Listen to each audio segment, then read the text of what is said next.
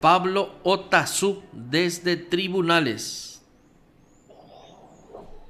Buen día, Marcos, Carlos y por supuesto toda la audiencia de Por el Imperio de la Ley. Y en estos momentos, ante el tribunal conformado por los jueces Candías Pleitas, Juan Carlos Zárate y Héctor Capurro, se desarrolla el juicio al público de Rufino Concepción González, es director de Administración y Finanzas de la Habitat, y Luciano Barreto. Se investiga un supuesto daño patrimonial que oscila a los 12.000 millones de guaraníes. Pero para tener más detalles respecto al caso, vamos a escuchar al abogado del señor Luciano Barreto, al abogado en este momento con quien pudimos conversar.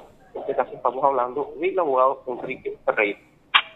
Bueno, doctor, va a darse prosecución a este juicio oral público que ya lleva sus tiempos también. Sí, en realidad está llegando su tiempo, pero es entendible eso porque son demasiados los documentos que la Fiscalía había presentado como supuestas pruebas de cargo.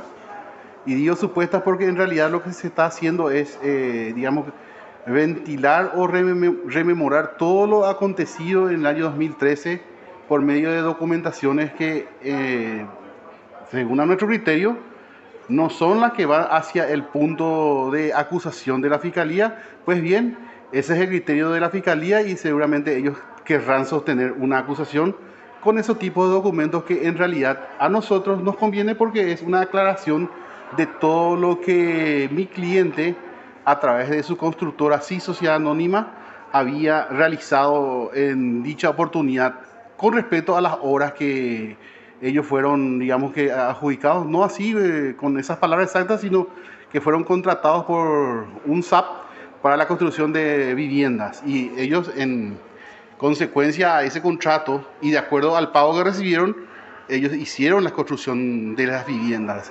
Por supuesto no se han podido terminar todas por razón de que el dinero no ha llegado a las arcas de la empresa Sociedad Anónima.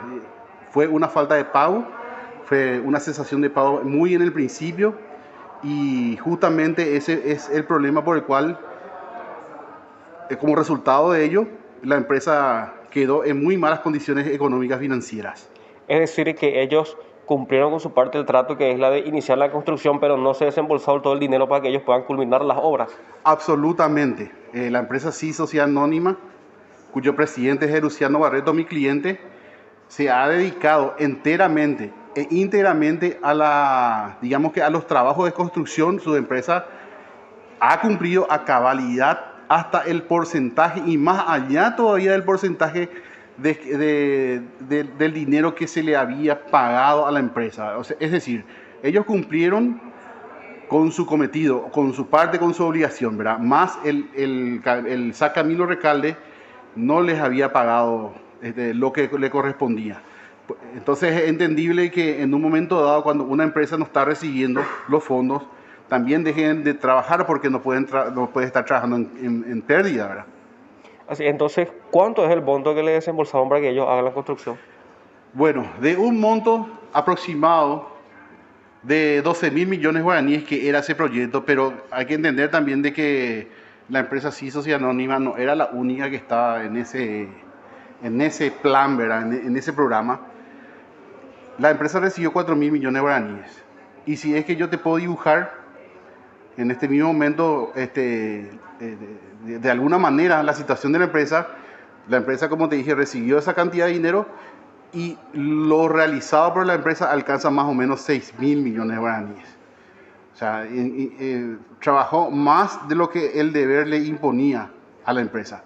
No obstante, igual nomás la Fiscalía creyó en su momento de que se había caído en una lesión de confianza, pero categóricamente no es así. Entonces, ¿quién sería, según su criterio, el responsable de la no culminación de las obras o de la no llegada del dinero y esa faltante que existe entre 4.000 y 6.000? Y bueno, para que se entienda bien lo siguiente, ¿verdad? Los vecinos, o sea, que son una comunidad organizada, ellos contratan a un SAP, es una persona que está autorizada por hoy en día Ministerio de la Vivienda y el Urbanismo, ¿verdad? Anteriormente se llamaba Senavitat.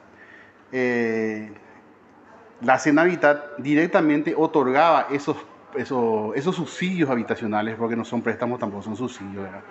se le otorgaba al SAT, directamente al SAT. El SAT posteriormente contrataba con empresas constructoras para la construcción de viviendas en acuerdo con esas comunidades organizadas. Es decir, nuestro cliente, o mi cliente en este caso, sí, Sociedad Anónima, el señor Luciano Barreto, nunca tuvo una relación directa con la Senavitat, sino solamente con el SAT Camilo Recalde, porque el SAT Camilo Recalde era el que disponía del dinero para pagar las obras que se realizaban. Es decir, al momento de darse cuenta de esa faltante de 2.000 millones de guaraníes, ustedes paralizaron la obra y se pusieron en contacto con Camilo Recalde para que pudiera desembolsar el 2.000 que faltaba. En reiteradas oportunidades se ha recurrido al SAT personalmente, se ha acudido al abogado de la empresa que, si mal no recuerdo el nombre, es Carlos Ferreira, era un abogado, y a otras personas que eran, digamos, cercanas al SAT Camilo Recalde, y siempre obteniendo la misma respuesta. O sea, era una respuesta totalmente evasiva, sin ningún tipo de sentido, hasta que la empresa tuvo que cerrar sus puertas por falta de flujo de caja, por falta de disponibilidad y con muchísimos materiales pendientes para su uso en las obras, en los depósitos. La empresa tenía un depósito en Mariano Roca Alonso y otro en Luque. Esos materiales, porque eran casas prefabricadas, esos materiales están todavía en esos dos depósitos, por valores millonarios, ¿verdad?, que ya no se pudieron utilizar por la cesación de pago que se originó por parte del SAT Camilo Recalde. Sí, entonces, teniendo todo esto en cuenta, ¿cuál fue el hecho o cuáles son los hechos que acusa el Ministerio Público? El Ministerio Público acusó a nuestro cliente, ¿verdad?, por lesión de confianza, cosa que no es factible técnicamente, pues la Senavitat no ha contratado jamás con la empresa Sí Sociedad Anónima ni con Luciano Barreto.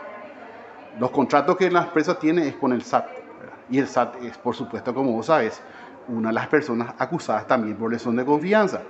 En realidad, tampoco, si vamos bien al caso, existe un contrato entre el SAT y la Senavitat.